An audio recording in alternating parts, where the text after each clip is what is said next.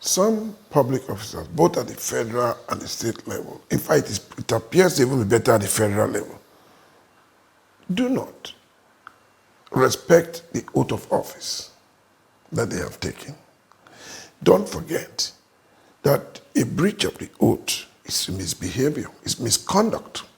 It is part of the scope that the Code of Conduct Bureau can conduct investigations, whether a particular officer had conducted himself in a manner as to abuse the office and breach the oath of office provided in the Constitution. Yeah.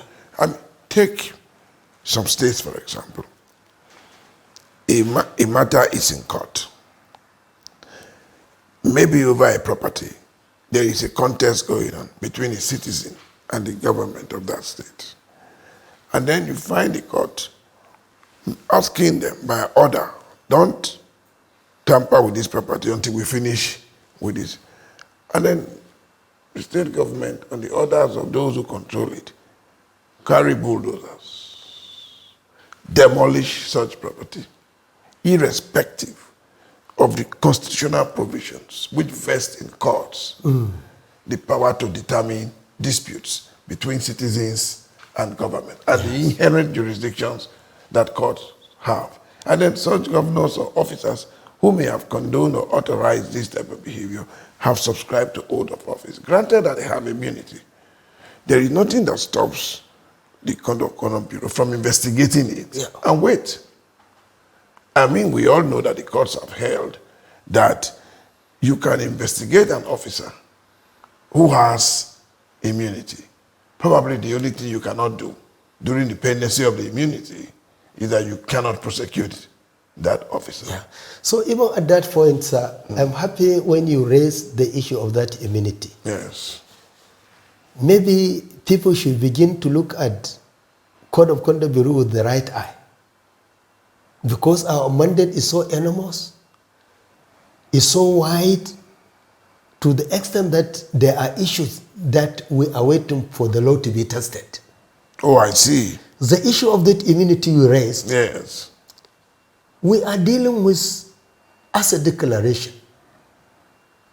We are dealing with false declaration, anti-spiritual declaration, breach of any of the 14 courts.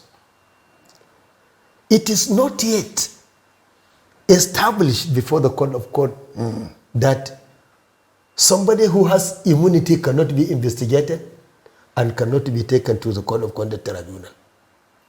That is a different issue. Yeah, because it's not a criminal offense per se.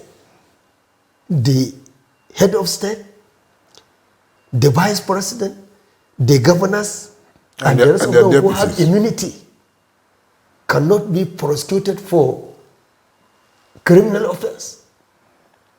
This one too is not a civil matter. It is a matter that has to do with breach of the 14 courts of the Code of Conduct.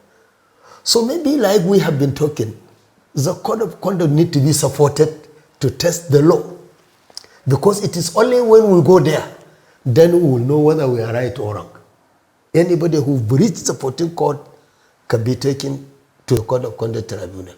And it is my belief, even those with immunity, for us to test the law, we have to reach that level. Yes. So for that agency to live up to expectation, there is a need for the government to assist, to support, to ensure that this agency is encouraged to do the right thing so that the fight against corruption can be real.